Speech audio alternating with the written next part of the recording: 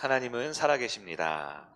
살아계신 주님이 오늘 이 시간 우리 예배를 받으시고 우리에게 꼭 필요한 은혜를 주실 줄을 믿습니다. 아멘. 오늘은 창세기 이제 11번째 시간으로 유연함의 힘, 유연함의 힘이라는 제목으로 말씀을 나눠보도록 하겠습니다. 작년 후반에 우리 청년들과 함께 독서 모임을 계속 진행하면서 중요한 일반 서적들, 또 신앙 서적도 읽었지만 중요한 인생의 리더십의 책, 관계의 책, 성품에 관한 책을 많이 읽었어요. 그 책 중에 하나의 제목이 유연함의 힘이라는 책을 읽었는데요. 내용이 좋더라고요. 근데 내용이 좋지만 그 내용을 우리가 잘 받아들이고 그렇게 적용하는 건 쉽지 않은 것 같아요. 네. 그 유연함, 우리 인생 아주 중요한 덕목이죠. 네. 고집스럽고 자기중심적이 아니라 상황과 환경에 유연하게 대처할 수 있는 성숙한 사람, 네, 아주 중요합니다. 그런데 성경을 보니까요, 유연했던 사람이 있어요. 누구냐면 바로 오늘 본문에 나오는 이삭입니다. 이삭은 원래 조용한 사람이었습니다. 조용한 사람. 이삭은 눈에 띄지 않았어요. 평범한 인생을 살은 것 같아요. 성경 속에 아주 중요한 기적, 놀라운 사건, 눈에 띄는 특징, 장점 이런 것들이 별로 없습니다. 특별히 우리 아브라함의 자손 중에 아브라함과 이삭, 야곱, 요셉 이 네 명의 주요 인물들을 보이시죠? 우리가 지난주까지는 아브라함을 봤고요. 믿음의 조상. 또 다음 주부터 이제 야곱 이야기하면 여러분 야곱 잘 아시잖아요. 이스라엘로 변화된 이야기, 야복강가 이야기, 뭐 12자녀 이야기, 무슨 그 형 에서와의 관계 이야기 많죠. 또 요셉은 어떻습니까? 그의 인생이 정말 파란만장하잖아요. 그에 비해 이삭이라는 이 두 번째 인물은요, 요즘 이삭 하면 잘 몰라요. 오히려 뭐 토스트 가게를 더 알거나, 얼마 전에 그 유행했던 유명한 가수 중에 홍이삭이라고 있더라고요. 아마 그분이 아마 목사님 아들이니까 그런 의미로 지었을 것 같은데, 이삭 하면 별로 그렇게 강한 인상을 주지 못해요. 그러나 오늘 본문을 통해서, 이 긴 본문을 통해서 조용했던 사람 이삭의 그 성품 가운데 아주 중요한 믿음의 자녀, 약속의 자녀의 특징을 두 가지 우리는 얻을 수 있어요. 네. 오늘 그 두 가지를 좀 살펴보려고 합니다. 네. 첫 번째는 이삭은 유연한 사람이었다라는 것이고요. 두 번째는 사람을 얻는 사람이었다라는 것입니다. 네. 유연한 사람이었다라는 것과 사람을 얻는 사람. 네. 일부 예배를 드렸는데 또 자막 실수를 하네요. 네, 두 가지가 우리 오늘 말씀의 주제예요. 네. 유연함이 뭡니까? 유연함은 변화하는 환경이나 여러 가지 이 외부 자극이 올 때 어떻게 해요? 그게 일일이 반응하지 않고 적절하게 대응할 줄 아는 게 유연한 사람입니다. 유연한 사람. 그래서 내 안에 있는 어떤 것들이 중요하지만 더 크고 더 완벽하고 더 완전한 어떤 상황들, 환경들, 주변에 또 때로는 압력과 압박들이 올 때 거기에 나를 맞춰갈 줄 아는 사람이 유연한 사람이죠. 어떤 한 개념을 알려면 반대 개념을 알아야 된다 그랬죠. 유연함의 반대는 뭘까요? 유연함의 반대 성경에 나오죠. 바로 강팍한 사람입니다. 완고한 사람입니다. 고집이 센 사람입니다. 성경에 대표적으로 나온 사람이 바로 바로왕 같은 사람이지요. 바로왕은 어떻습니까? 끝까지 변화되지 않습니다. 바로왕은 어떻습니까? 자기 주장 포기하지 않아요. 네, 하나님께서 모세 통해 이스라엘 백성을 출애굽해라. 10번의 재앙이 있는 데까지도 끝까지 고집피지 않고 아들이 죽어야만, 그 나라에 있는 장자가 다 죽어야만 그제서야 마지못해 그래 가라 하는데 또 어떻게 해요? 또 바뀌지 않아요. 끝까지 어떻게 해요? 애굽의 모든 군사를 이끌고 쫓아가다가 홍해에서 끝장이 나야지만, 인생이 망해야지만 내가 틀렸구나 깨달을 것 같아요. 이삭은 유연한 사람이었다. 오늘 말씀을 통해 이따 확인하겠습니다. 두 번째는 이삭은 사람을 얻는 성품을 가졌다라는 겁니다. 결론적으로 말하면 그의 대적자였던 오늘 본문에 나타난 아비멜렉이라는 사람도 결국은 내 편으로 만들었어요. 아주 참 부럽고 아름다운 성품입니다. 네. 이삭이 마지막으로 이렇게 우물을 많이 파는 얘기 나오잖아요. 오늘 여러 번 우물을 팠죠. 마지막 우물을 판 곳이 르호봇이라는데요. 자세히 설명하겠지만 넓은 곳이라는 뜻이에요. 영어 성경에는 room, R-O-O-M, room 있죠. 뭐예요? 방이에요. 방, 공간이라는 뜻입니다. 이삭에게는 여유가 있었어요. 공간이 있었어요. 다른 사람이 머무를 그런 넓은 마음을 가지고 있었다라는 것입니다. 자, 이삭의 이 두 가지 특징 왜 중요하냐? 왜 중요하냐? 우리 지난 시간, 지지난 시간 계속 이어져 나오는 창세기 말씀, 특히 아브라함으로부터 이어져 나오는 믿음에 대한 주제로 우리가 봐야 합니다. 아브라함은 누굽니까? 믿음의 조상이지요. 믿음의 조상 아브라함이지만 75세 때 부름을 받았고요. 그가 100세에 이삭을 얻을 때까지 25년 동안 그의 믿음은 승승장구만한 것이 아니었습니다. 믿음이 있었지만 믿음이 흔들리기도 했어요. 믿음을 또 붙들었지만 믿음이 또 약해지기도 했습니다. 이 인생의 부침, 파도와 같은 믿음의 여정을 한 끝에 창세기 22장, 우리 지난주 말씀이었죠? 지지난주 말씀이었죠? 드디어 이삭을, 즉 내 소중한 아들을 하나님께 바칠 정도로 그에게는 하나님에 대한 이해할 수 없지만 절대적인 신뢰와 절대적인 순종을 드디어 갖게 되었다. 몇 살 때? 100살 때 나왔으니까 120살, 130살 그 정도 됐을 때. 우리도 믿음 가지려면 그 정도 장수하셔야겠지만 우리는 처음부터 스타트가 달라요. 왜요? 우리는 믿음의 조상 아브라함을 보지만 우리는 약속의 자녀입니다. 아브라함이 그렇게 낳은 아들이 누구예요? 이삭. 이삭은 약속의 자녀입니다. 우리 지난주 말씀했죠? 25장. 아브라함이 낳았지만 이삭도 있지만 누구도 있어요? 그두라의 소생들도 있었어요. 후처의 소생들 있었죠. 이름 기억합니까? 다 못하죠. 근데 그 중에 누가 있어요? 미디안이 있고 아수르가 있고. 약속의 자녀가 아닌 육신의 자녀는요 많이 있지만 대부분은 이름도 성도 모르고 역사 속으로 사라지고요. 그나마 그 중에서 잘 돼봤자 하나님을 대적하는 존재로 산다라는 겁니다. 자, 오늘 보면 다시 오면, 그런데 이삭은 누구예요? 육신의 자녀가 아니라, 세속의 자녀가 아니라, 망할 자녀가 아니라 누구예요? 약속의 자녀, 믿음의 자녀, 축복의 자녀, 기적의 자녀라는 거예요. 여러분, 이삭은요 태어나 보니까 자기가 약속의 자녀예요. 태어나 보니까 하나님의 믿음의 자녀입니다. 그렇기 때문에 이삭이 하는 모든 행동, 말, 그의 삶의 가치는 노력하고 애써서 구원받는 게 아니라 하나님의 자녀로 태어난 거예요. 약속의 자녀로 태어난 거예요. 우리가 이삭의 모습을 보면서 나의 모습을 비춰볼 수 있고 본받아 볼 수 있고 반면교사 삼아 이건 아니구나 할 수 있어야겠지요.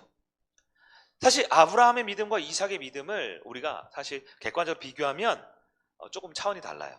아브라함은 소위 말해 자수성가한 사람, 자기가 열심히 해보고 실패하고 해서 믿음이 단단해진 사람이고요. 이삭은 약속의 자녀잖아요. 처음부터 하나님의 약속과 믿음으로 충만했던 사람이라는 거예요. 그래서 이삭은 좀 조용했습니다. 근데 사실 조용했다라기보다는 아브라함은 반항도 하고 딴짓도 좀 많이 했는데요. 이삭은 그렇지 않아요. 이삭은 그의 삶이 안정적이고 성숙한 하나님의 약속의 자녀의 모습을 갖고 있습니다. 우리가 이삭을 좀 배워야겠죠? 이삭의 영향을 좀 받아야겠죠? 이삭 어떠냐? 첫 번째, 이삭은 유연한 사람이었다라는 겁니다. 유연한 사람. 여기서 말하는 유연함의 의미를 잘 아셔야 돼요. 유연함. 한 가지 단어가 여러 가지 쓸 수 있죠? 뭐 유연하다, 몸이 유연하다, 뭐 요가를 하거나 필라테스를 해서 몸이 유연할 수도 있겠지만 그런 뜻은 아닐 거예요. 여기서 유연하다라는 것은 뭐냐면 하나님의 말씀 앞에 나를 바꿔낼 줄 안다라는 것을 말합니다. 하나님의 약속의 말씀 앞에 내 고집을 꺾을 줄 안다라는 유연함이에요.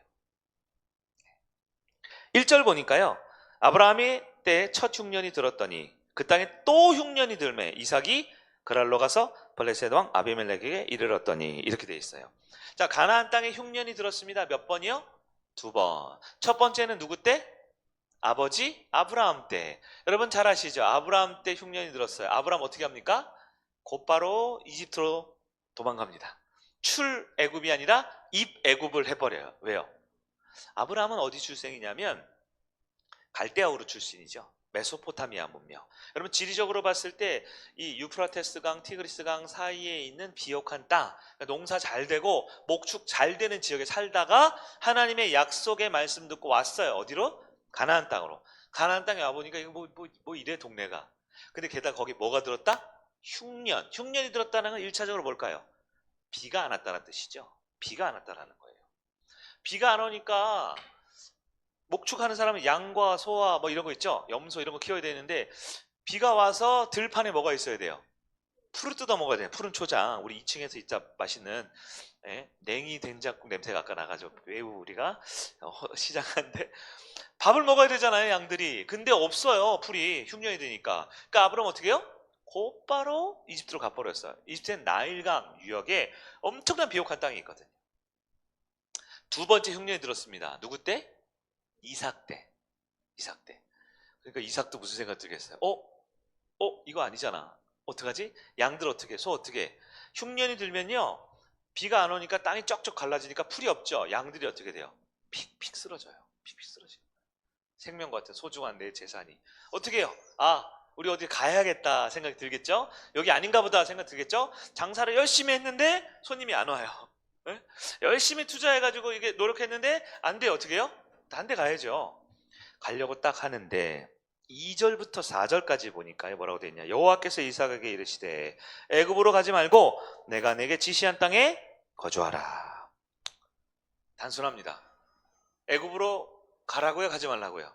가지 말라고 했어요. 가지 말라고 했어요. 이삭이 어떻게 했을까요? 2, 3, 4절 우리가 읽었으니까 6절을 볼까요? 6절 같이 읽습니다. 시작. 그랄이 어디예요? 그랄은 블레셋 지역의 가장 남쪽에 있는 땅입니다. 블레셋은 가나안인가요? 아닌가요? 가나안이죠. 예. 가나안. 여러분, 블레셋이 영어로 팔레스틴이에요. 블레셋의 중심지가 가사라는 곳이에요. 성경에 보면 가사. 옛날에 삼손 나오고 사사기 나오는 거 있죠? 가사. 네, 지금도 있죠? 가자 지구라고요. 막 미사일 쏘고 막 분리장벽하고 막 싸우는 데 있죠? 지금도 블레셋은 이스라엘 영토 내에 있어요? 밖에 있어요? 그 안에 있잖아요. 그래가지고 막 팔레스틴 사람과 유대인들과 싸우고 맨날 그러고 하고 있잖아요. 지금도. 이삭은 가나안을 떠났어요? 안 떠났어요? 안 떠났다라는 거죠. 지금. 네, 설교를 잘 들으셔야 돼요. 그랄에 머물렀더니 그랄은 블레셋 땅. 블레셋은 가나안 한복판에 있는 동네예요. 이삭은 여호와께서 애굽으로 가지 마라. 그러니까 갔어요? 안 갔어요? 안 갔다라는 겁니다. 왜 안 갔을까요? 몰라요. 이게 뭐냐면 이순신이에요. 이순신. 기억나세요? 이순신? 이해가 돼요? 안 돼요? 안 되죠. 아니 여기 오라고 해서 왔는데 흉년이 들었는데 먹고 살려면 가야 되는데 이해가 안 돼요. 근데 뭘 믿어요? 하나님의 약속의 말씀을 신뢰하고 순종해서 머물렀다라는 겁니다.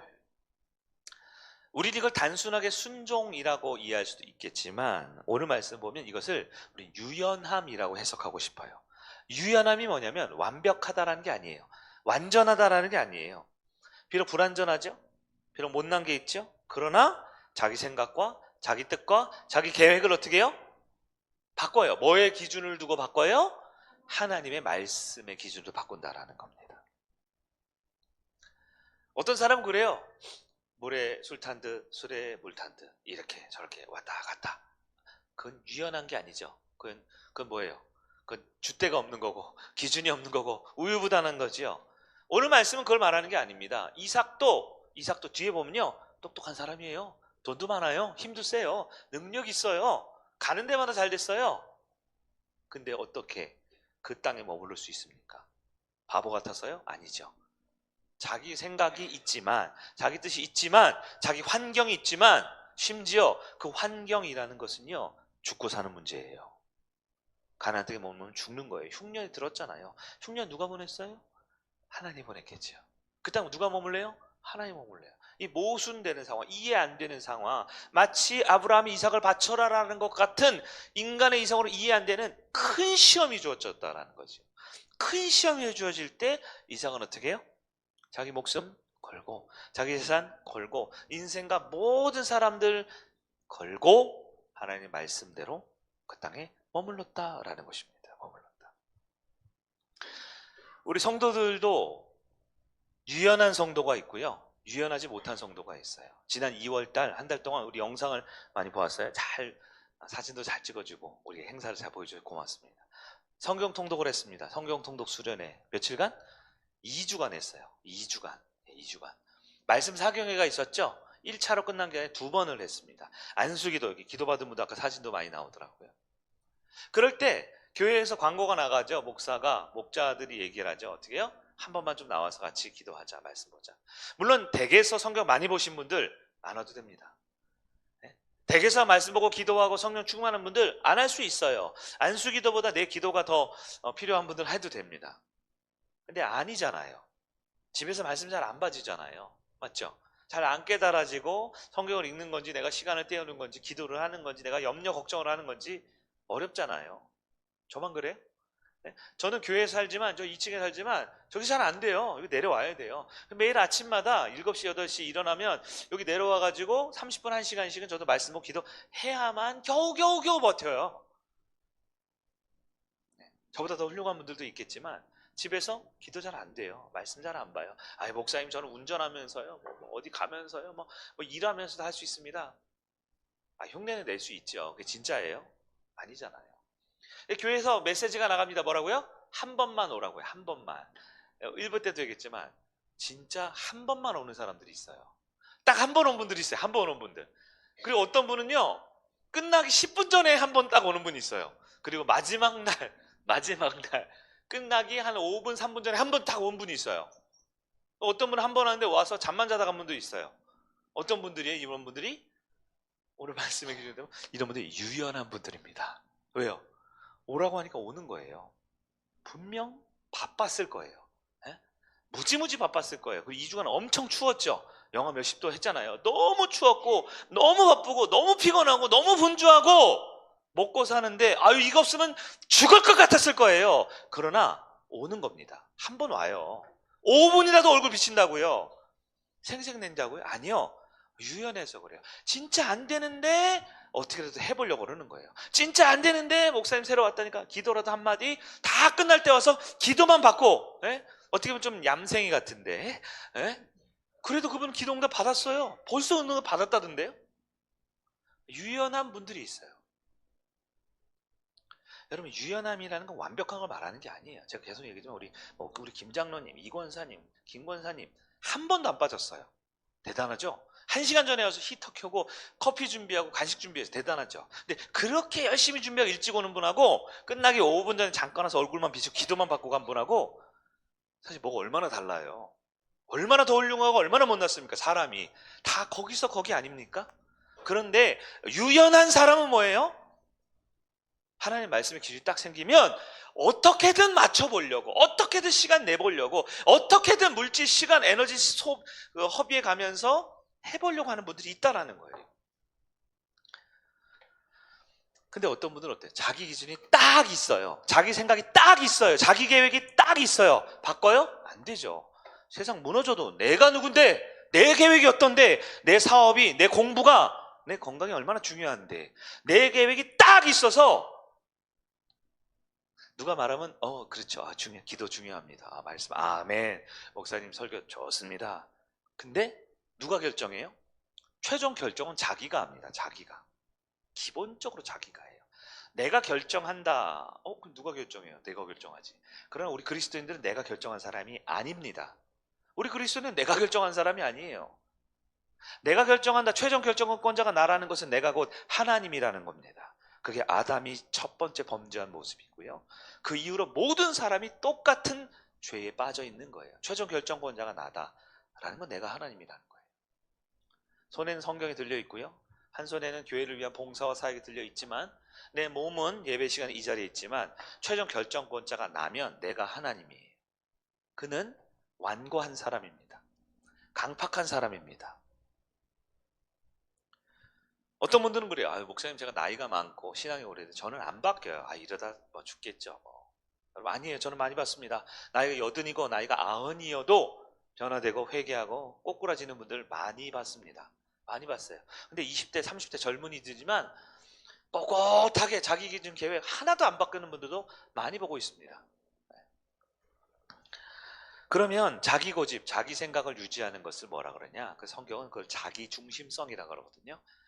모두에게도 자유로울 수 없죠. 저도 그렇고 우리 모두 그래. 자기 중심성. 그런데 그 자기 중심성이 바로 육신의 자녀 죄의 본질이에요.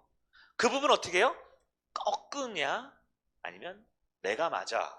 내가 맞잖아. 합리적으로 이성적으로 안 되잖아. 시간 안 되잖아. 돈 없잖아. 건강 안 되잖아. 나 멀리 살잖아. 나 이런저런 이유 있잖아. 나 먹고 살기 위해서 지금 목숨 걸어야 되잖아. 라는 자기 기준이 딱 박혀 있으면 완고한 거예요. 아무리 합리적이요. 아무리 이유가 있어도. 네. 대표적인 게 바로 파라오 왕입니다. 바로왕. 바로왕을 보니까요. 우리 한 절만 볼까요? 출애굽 9장 12절. 이렇게 돼 있죠.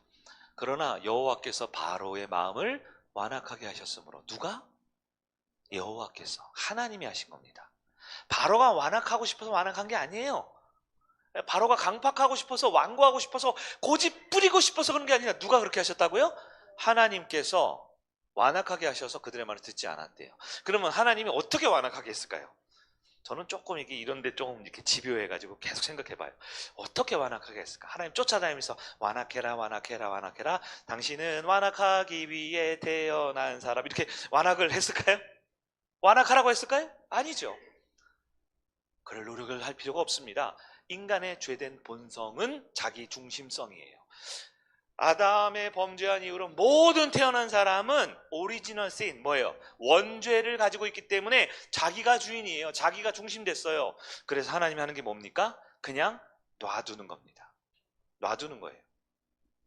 완악한 사람이 있어요? 자기 중심성인 사람이 있어요? 누구냐? 바로 저예요. 우리 모두예요. 모두가 완악하고 자기 중심성이 있는데 그런 사람 보고 어떻게 해요? 하나님 딱 보고 너구나. 뒷짐을 딱 집니다. 그리고 어떻게 해요? 아무것도 하지 않으셔요. 그래. 네 마음대로 해. 열심히 해. 최선을 다해. 눈물 흘리도록, 땀 흘리도록, 예? 하늘이 두 쪽 나도 열심히 해. 네 마음대로 라고 놔두면 그게 완악이고 완고고 강팍이라는 겁니다. 제 얘기를 했어요. 지금 저 같은 사람은 어떡할까요? 전 굉장히 완악하고 강팍하고 고집세거든요. 근데 말도 안 되는 일이 벌어져요. 예수님께서 아무 죄 없는 자신이 저를 위해 죽으시고요. 저를 위해 부활하시고요. 저를 쫓아오셔요. 그리고 너 이래도 나를 사랑하지 않을래? 이래도 나를 신뢰하지 않을래? 그렇게 하셔요. 베드로 같은 사람이죠. 주님을 어떻게 해요? 부인하고 저주했어요. 그리고 부활하신 예수님 부활한 걸 봤어요? 안 봤어요? 베드로 보죠? 예? 예수님 부활한 거 봤잖아요. 근데 부끄럽죠. 나 안 되겠다. 나 같은 놈 안 돼. 예수님 그렇게 네가 나를 부인하리라 그럴 때 아닙니다. 저는 안 그럴 거예요. 주를 위해 목숨 바치겠습니다. 했는데 결국 부인했네. 내가 그렇지 뭐 하면서 고향으로 내려가요. 갈릴리로. 그래서 뭐 합니까? 물고기 잡아야죠. 물고기 잡아야죠. 그런데 우리 주님 어떻게 합니까? 완악하게 두지 않으세요. 강팍하게 두지 않으세요. 완고하게 고집세게 두지 않으세요. 어떻게 해요? 찾아가요. 내비게이션 찍고 갈릴리 찍은 다음에 찾아가서 어떻게 해요? 아침밥도 차려놓고 물어보죠. 네가 나를 사랑하니? 네가 나를 사랑하니? 주님 바보예요? 그것도 몰라요? 알잖아요. 이렇게 얘기하는데 또 물어봐요. 또 물어보고 왜요? 베드로가 지금 하는 게 뭡니까? 베드로가 겸손한 것 같지요. 내가 죄인인데요. 주님이 날 부인한다고 했는데 진짜 부인했네요. 주님 말이 맞네요. 저는 안 됩니다. 저는 끝입니다. 라고 완악하고 있는 거예요. 강팍하고 있는 거예요. 자기 고집인 거예요. 겸손한 것 같지만 자기가 못났다라고 인정하는 것 같지만 결국은 자기 중심에 있는 자기가 놓아지질 않아요. 주님께서 용서했다는데, 주님께서 너를 위해 십자가 달려 죽었다는데, 너를 위해 부활하셨고 네가 나를 사랑한다라고 고백해야 된다라고 찾아가서 말하는데도 끝까지 고집 부리는 베드로. 주님이 그거 3번 만에 베드로를 항복시키시는 것이지요. 여러분, 고집과 완악과 끝까지 변하지 않는 자기중심성이 여러분 안 바뀌는 분들이 있어요?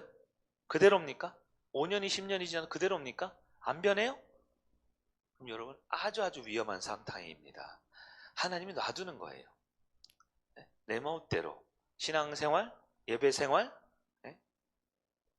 주일 지키는 거, 11조 드리는 거, 내 멋대로 해도 아무 문제 없는 것처럼 보인다면 하나님이 놔두고 있는 겁니다. 그런 사람을 우리는 뭐라 그래요? 육신의 자녀라고 합니다. 세상에서 망할 놈, 썩을 놈, 죽을 놈, 조직폭력배, 살인자, 강도가 육신의 자녀가 아니라고요. 아브라함의 아들 중에 약속의 자녀가 있고요. 육신의 자녀가 있다고요. 대부분은 소리 소문 없이 사라지지만 육신의 자녀는 아무리 잘 돼봤자 아수르하고 있다고요. 하나님을 공격하고 대적하는 자. 여러분, 자기중심성의 문제를 반드시 해결해야 됩니다. 이 완고함의 문제, 이거는 엄청나게 중요한 문제인 거예요. 이삭, 별 볼 일 없어 보이지만 그는 단순합니다. 아니, 처자식이 굶어가고요. 자기 재산이 막 잃어가고 있어요. 흉년이 들어 양들이 쓰러지고 소가 쓰러지고 재산이 반토막 집이 무너지게 생겼어요. 그런데도 못 떠납니다. 왜요? 그는 약속의 자녀이기 때문에, 그는 믿음의 자녀이기 때문에, 그는 하나님께 매인 사람이기 때문에 그래요. 그의 10년 가운데 아주 잘 박혀있는 못과 같이 하나님의 말씀이, 약속의 말씀이 박혀 있어요. 아마 표정과 태도를 영상으로 찍었으면 똥 씹은 표정이었을 것 같아요. 가야 되는데 자꾸 있으라 그래. 하나님 이상해 죽겠어. 짜증나네. 이러고 있었을 거예요. 왜? 이삭은 우리와 성정이 똑같거든요. 그러나 그의 행동은, 그의 결단은, 그의 태도와 결심은 뭡니까? 그 땅에 머물러 있는 겁니다. 이삭은 유연한 사람이었다. 무엇이 유연하냐? 자기 고집, 자기 주장, 자기 생각이 있지만 하나님이 말씀하시면 그 말씀 앞에 자기를 꺾어내는 유연한 사람이었다라는 거예요. 여러분, 하나님 앞에 순종하면, 하나님 앞에 유연하면 복을 받을까요? 안 받을까요? 여러분, 너무 뻔한 얘기예요. 왜냐하면 이삭은 처음부터 약속의 자녀, 축복의 자녀, 기적의 자녀, 믿음의 자녀예요. 그래서 그냥 가만히 있으면 복 받아요. 너무 불공평한가요? 불공평한가요? 영적인 금수저죠. 근데 약속의 자녀가 원래 그렇습니다. 뭘 잘해서 하는 게 아니에요. 부한 자는 더 부해지고 약한 자는 더 약해져요. 있는 자는 더 얻게 되고요. 5달란트, 10달란트인데 그 1달란트까지 뺏어서 10달란트를 줘요. 왜요? 죄송합니다만 하나님은 안 미안한데 약속의 자녀는 그렇습니다. 약속의 자녀는 믿음도 좋고요, 돈도 많고요, 건강한 데다 성품도 좋아요. 안 그런 것 같아요? 성경 보십시오. 하나님이 축복한 사람들이 얼마나 복을 받는지. 12절입니다. 이삭이 그 땅에서 농사하여 그의 100배나 얻었고 여호와께서 복을 주심으로. 이삭이 그 땅은 뭐냐면 지금 여전히 가나안 땅에 있는 블레셋 땅 안에 있는 가자 지구 안에 있는 그랄이라는 곳이에요. 그랄. 그 땅에서 뭘 했다고요? 뭘 지었어요? 농사. 여러분, 농사 많이 지으시는 분들 과거에 있는지 모르겠어요? 여러분, 이삭은 지금 농사를 지는데 농사를 지어봤어요? 안 지어봤어요? 안 지어봤죠. 이삭은 대대손손 뭐 하는 사람이다? 유목한다고요. 양떼 소떼 끌고 목초지 찾아다니는 사람이잖아요. 그래서 아브라함도 여기 왔다가 흉년 드니까 이집트 갔다 왔잖아요. 이삭도 그러려고 그랬죠. 이삭도 흉년 드니까 가려고 하는데 가지 말래요. 가지 말라니까 어떻게 해요? 약속의 자녀인데. 그러니까 말을 못해요. 그래서 조용한 사람이에요. 그래서 조용한 사람. 속이 답답한데 아으, 약속의 자녀네 내가? 믿음의 자녀? 말을 안 해요. 가만히 있어. 그래서 뭐예요? 그래서 멍 때리고 있었어요. 성경 잘 보세요. 멍 때리고 있었다고 안 써있지만 그렇게 하고 있어요. 할 게 없는데 흉년이 들어요. 뭐가 없어요? 물이 없죠. 비가 안 오니까. 양들이 픽픽 쓰러져서 아마 다 죽었을걸요? 할 게 없어요. 그러니까 뭐예요? 그 땅에 있어야 되니까 뭐예요? 그 땅에서 농사나 짓자. 농사 지어서 뭐 좀 밀이나 쌀 나오면 뭐 먹고는 살겠지. 농사를 지었어요. 기쁘게 지었을까요? 아니면 마지못해 지었을까요? 마지못해 짓죠. 왜? 자기는 목축업 해야 되는데 양털 깎고 양 고기 먹고 이렇게 양 팔고 해야 되는데 양들이 없어요. 이제 어떻게요? 농사 지었어요. 그런데 약속의 자녀는 누가 책임집니까? 하나님 책임집니다. 결실했더니 몇 배를 얻었어요? 100배를 얻었고. 여러분, 농사 지어본 분들 있어요? 1부 때는 있었는데 2부 때는 모르겠네. 제가 잘 호구조사를 안 해봤는데 농사를 지었어요. 쌀농사, 벼농사 뭐 같은 거네요. 졌어요. 100배의 결실을 맺을 수 있어요? 어떻게요? 땅이 100배가 넓어져야 되나? 어떻게 돼요? 이 상황을 조금만 생각해 보세요. 우리가 조금만 이해해 보세요. 가뭄이 들었어요. 비가 안 옵니다. 사람들이 농사 져요, 안 지어요? 안 짓죠. 땅이 쩍쩍 갈라지는데 무슨 농사를 지어요? 근데 이삭은 할 게 그거밖에 없어요. 가진 거 다 잃고 보니까 땅이 갈라지네? 근데 내가 먹고 살려면 어떻게 돼요? 요만큼 심어가지고 조만큼에 나면 좋겠다. 농사를 지었어요. 아무도 농사 안 짓는 거예요. 정확히 말하면 하나님이 아무도 농사 못 짓겠어요. 왜요? 이삭에게 복을 주려고. 이삭이 쌀을 농사를, 벼농사를, 밀농사를 지었겠죠? 나옵니다. 이게 원래 수확량보다 100배가 늘어났다라는 건 아무리 생각해도 이성적으로 맞지 않죠. 뭐예요? 쌀값이 오른 거죠. 밀값이 오른 거죠. 왜? 흉년이 들어서 먹을 게 없으니까. 나중에 여러분 이집트 가서 요셉 때 보십시오. 흉년이 7년 드니까 어떻게 돼요? 모든 이집트에 있는 사람들이 먹을 게 없으니까 땅과 소와 재산과 자기 자손을 다 요셉 국무총리 와서 우리를 주인 삼아 주시고 먹을 거 주십시오 하잖아요. 맞죠? 먹을 게 없잖아요. 이삭이 농사 지은 데만 잘 된 거예요. 왜요? 하나님 거기 농사 갑자기 잘 됩니까? 거기 비를 줬겠죠. 흉년이 들었는데 올겨울에 눈이 많이 왔어요? 조금 왔어요? 많이 온 것 같죠? 근데 올 겨울이 기상 관측상 세 번째로 건조한 겨울이래요. 그래서 어제도 보니까 막 산불 계속 나고 막 그랬잖아요. 저기 정선 이런 데 산불 나고. 어제 우리 장로님 거기 한 데 보니까 뭐 위에 그 소방 헬기 왔다 갔다 했다 그러더라고요. 여러 군데 산불이 난 것 같아요. 우리가 생각하는 거하고 실제하고 다를 수 있는 거예요. 우리는 도로 치우고 눈앞에 교회 앞에 치워야 되니까 눈이 많이 오면 눈 왜 이렇게 많이 와 있지만 기상 관측상 세 번째로 건조한 겨울이래요. 뭐예요? 꼭 필요할 때 안 오는 거죠. 와야 될 때 안 오는 거예요. 왜요? 그리고 우리가 예배 드릴 때, 뭐 일할 때만 자꾸 눈이 오는 거죠. 조금씩 조금씩. 우리가 보는 거하고 다른 거죠. 이삭 때 하나님께서 이삭에게만 100배 결실을 맺게 해주셔요. 왜요? 그가 약속의 자녀니까요. 여러분 신뢰하십시오. 하나님을 신뢰하고 주님 말씀 붙들면요. 여러분이 돈 벌고 여러분이 자식 키우고 여러분이 공부해서 얻는 게 아니에요. 우리 신앙 그런 겁니다. 아브라함의 자손, 믿음의 자손 이삭의 모습일 때, 즉 약속의 자녀를 책임지는 하나님을 신뢰하기를 바랍니다. 근데 이렇게 이야기가 설교가 끝나면 참 좋겠어요. 인생이 끝나면 좋겠어요. 요한계시록 마지막 장 이삭이 거부가 됐다 끝 하면 좋겠는데 지금 이 말씀은요, 여러분 굉장히 깊은 수준의 이 설교 말씀입니다. 아브라함이 어떻게 보면 우리 일상과 비슷해요. 믿음이 있다가 없다가 있다가 없다가 흔들리죠. 근데 이삭은 안 흔들려요. 왜요? 약속의 자녀니까. 우리 믿음의 롤 모델입니다. 믿음의 자녀, 약속의 자녀 잘 키워놓으면 이렇게 된다는 걸 보여줘요. 자, 믿음이 아주 강력하니까 어떻게 되냐? 삶이 또 요동치기 시작합니다. 왜요? 믿음이 강하다라는 것을, 믿음이 확고하다라는 것을 스스로 하나님이 증명하게 하거든요. 약속의 자녀니까.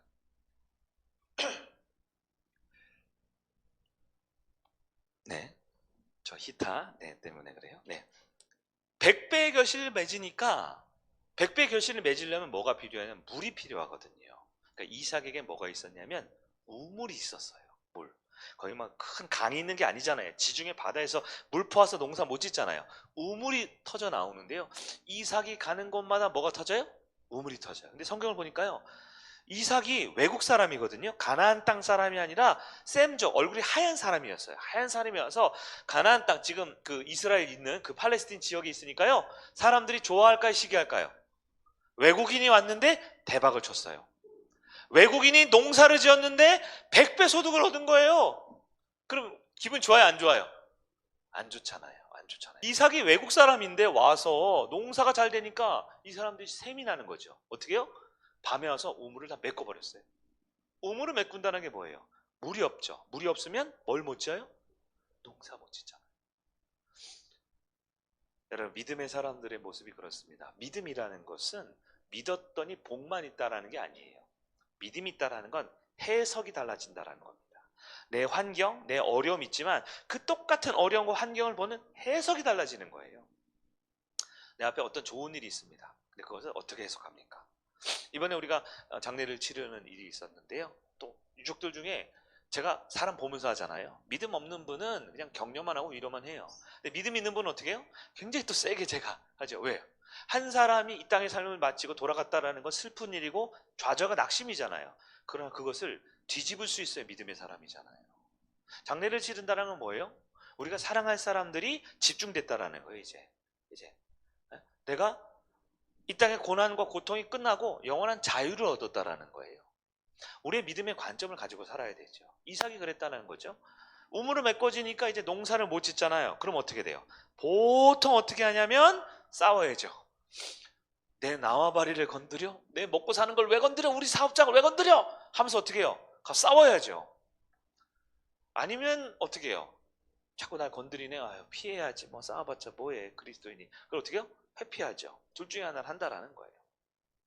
16절 볼까요? 16절. 아비멜렉이 이삭에게 이르되 내가 우리보다 크게 강성한즉 우리를 떠나라. 아비멜렉 왕이 이삭에게 말합니다. 내가 우리보다 어떻게 하다고요? 크게 강성한즉.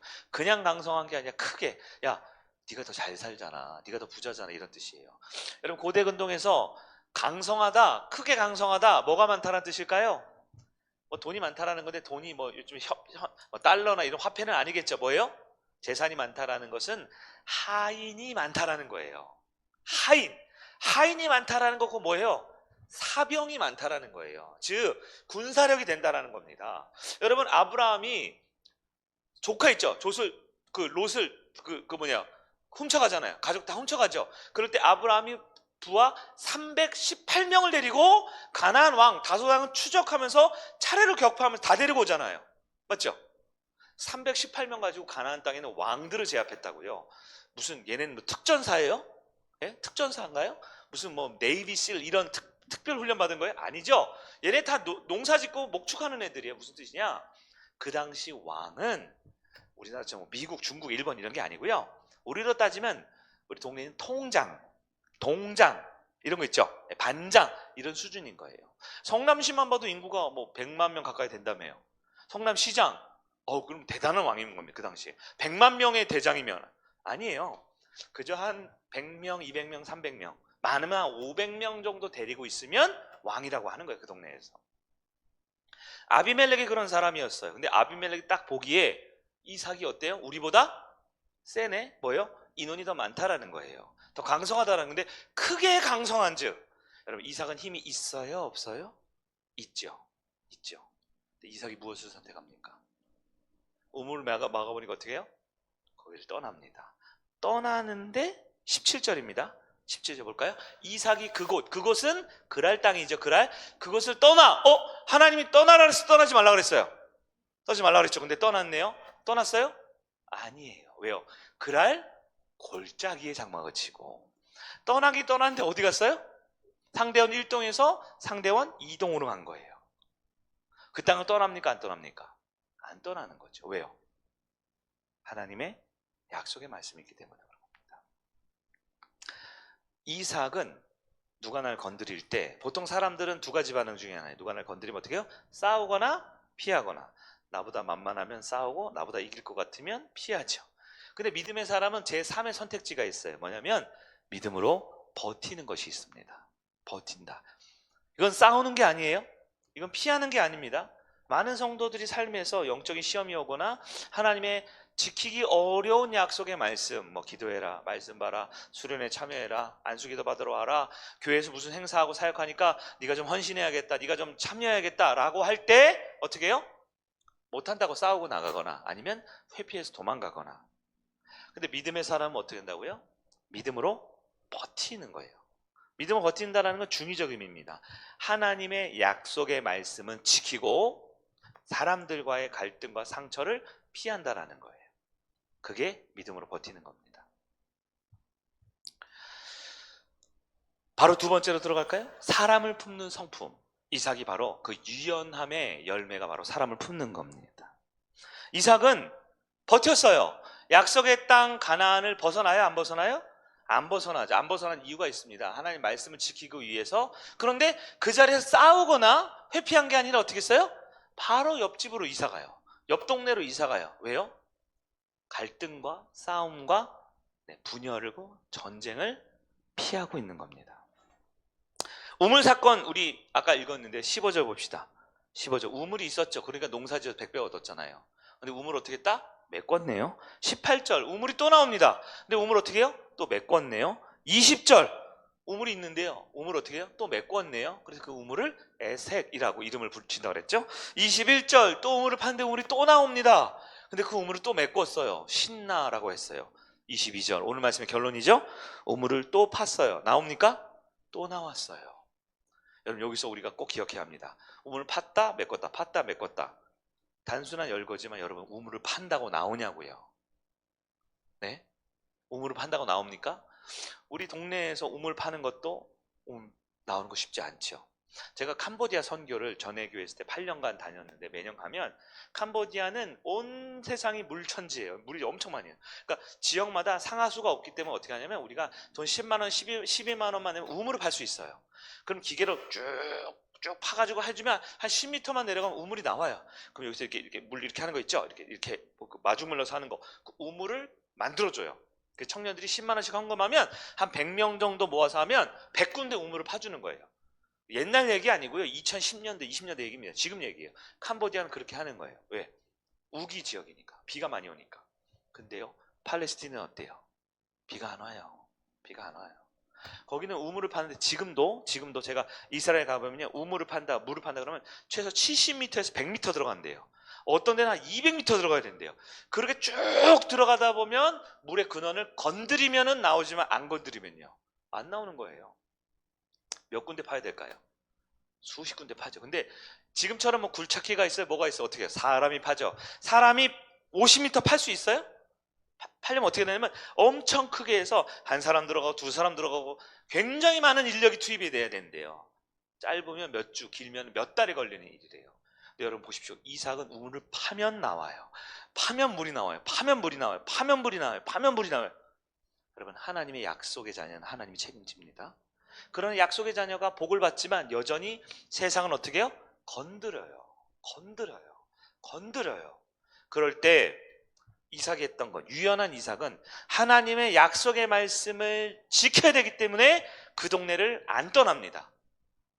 또한 그는 유연한 사람이었기 때문에 그 사람들을 품기 위해 어떻게 해요? 싸우지 않아요. 양보합니다. 포기합니다. 물질의 손에 봤을 겁니다. 맞죠? 시간의 손에 봤을 겁니다. 맞죠? 사업장 거래처 잘 안 됐을 겁니다. 맞죠? 자기 몸 피곤하고 잠 못 잤을 겁니다. 맞죠? 시간, 돈, 에너지, 관계 손에 보고 있어요. 그러나 그것을 지켜냅니다. 왜요? 그 약속의 자녀거든요. 왜요? 그는 유연한 사람이었거든요. 많은 성도님들이 자신의 신앙 기준 때문에 두 가지 극단 중에 하나에 빠지는 경우가 있어요. 왜냐하면 내 신앙을 지키기 위해서 내 신앙은 중요해. 그래서 세상과 싸워요. 믿지 않는 사람과 싸워요. 믿지 않는 가족과 싸워요. 대적해요. 그래서 우리 믿지 않는 가족들이 있는데 그 사람들이 우리를 되게 싫어해요. 목사님이 이단인 줄 알고 사단인 줄 알고 그래요. 왜? 우리 엄마 아빠, 우리 남편, 우리 아이들 다 뺏어갔대, 교회에서. 왜 그럴까요? 저는 그렇게 크게 많이 잘못한 거 조금은 있겠지만 엄청 잘못한 건 없는데 왜 그럴까요? 내가 갖고 있는 신앙의 기준이 너무 중요하다 못해 사람들과 어떻게 자꾸 싸우는 거예요. 등을 지는 거예요. 혹은 반대로 어떻게 합니까? 자꾸 회피해요. 문제를 회피하고 그러다 어떻게 해요?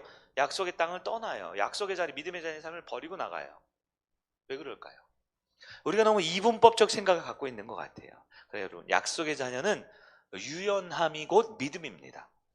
하나님의 절대적인 말씀의 기준은 꼭 붙들어야 돼요. 이해한데도 붙들어야 돼요. 그러나 우리가 결국은 사람을 살리고 가족을 살리고 목장과 교회와 우리 지역사회와 우리 주변에 있는 친구들과 이웃을 살리기 위해 살기 때문에 그들을 위해서 또 유연하게 내 것을 손해봐야죠. 내 시간과 물질과 에너지 손해봐야죠. 내 것을 나눠줄 줄 알아야 되죠. 보통 예수 믿는 사람이 좀 편협하다, 독선적이다라는 말을 종종 들어요. 왜냐하면 우리가 가지고 있는 진리 때문에 그렇습니다. 진리의 말씀은 타협할 수가 없거든요. 진리의 말씀은 양보할 수가 없거든요. 그러나 여러분, 죄는 미워하지만 죄인은 용납하는 게 우리 기독교입니다. 우리가 타협할 수 없는 우상 숭배와 이단과 죄악된 것들에 대해서는 철저하게 선을 긋지만 그러한 사람들을 품어주고 존중해주고 받아줄 수 있는 것이 우리 기독교의 모습이지. 제가 이 말씀을 전하면서 참 어렵다, 유연한 게 어렵다. 왜냐하면 제가 그렇게 잘 살아서 전할 수 있는 게 아니기 때문에 그래요.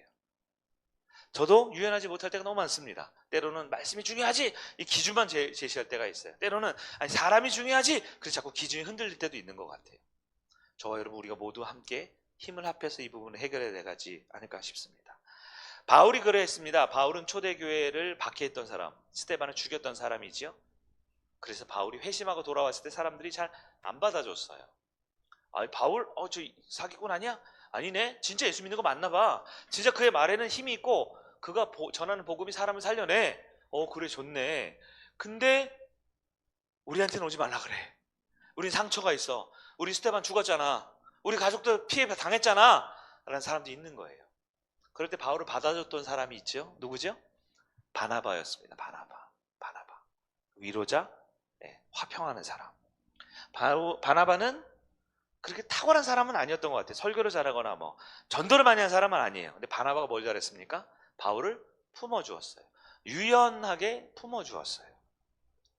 이삭이 그런 사람이었던 것 같아요. 여러분, 우리 교회가 그래야 되지 않을까요? 우리 공동체가, 우리 목장이 그래야 되지 않을까요? 조금은 더 진리에 대해서는 나를 바꿔낼 줄 아는 유연함, 사람을 살리고 사람 품기 위해서 내 것을 좀 내놓을 수 있는 유연함, 그것이 우리에게 필요하지 않을까요? 말씀을 정리해 보겠습니다. 오늘 말씀은 약속의 자녀, 믿음의 자녀의 삶이라는 큰 그림 안에서 이해해야 됩니다. 자칫 유연함을 오해하면 안 돼요. 그냥 여기도 맞추고 저기도 맞추고 이랬다가 저랬다가 왔다 갔다 하는 걸 말하는 게 아니죠. 유연하다라는 것은 두 가지 이중적인 기준이 분명히 합니다. 하나님의 약속의 말씀 앞에는 절대 타협하지 않고 나를 바꾸고 나를 그 말씀 앞에 바꿔내는 믿음의 사람을 살아야 합니다. 그게 유연함이에요. 두 번째, 사람을 아비멜렉과 같이 우물 메꾸고 나한테 돌 던지는 사람마저도 품을 수 있는 바나바 같은 사람, 이삭과 같은 사람, 그 사람을 결국 살려내야겠죠. 우리가 상대할 사람은 의인과 선인이 아니라 우리가 전도하고 우리가 품어야 될 사람은 죄인과 하나님 모르는 사람들입니다. 예수님이 삭개오를 품었던 것처럼, 예수님께서 세리와 창기와 연약한 사람을 품었던 것처럼 우리도 말씀 앞에서는 나를 바꿀 줄 알고 사람들을 위해서는 우리의 기준과 우리의 생각을 그들에게 품을 수 있는 공간을 줄 수 있는 우리 그리스도인이 되어야겠다는 생각이 듭니다. 여러분, 창세기 26장 13절 보니까요, 그 사람이 창대하고 왕성하여 마침내 거부가 돼요. 이삭의 복을 받습니다. 창성하고 왕성하고 창대하고 거부가 됩니다. 창세기 35장 28절 보니까 이렇게 되어 있어요. 이삭의 나이가 180세라. 몇 세요?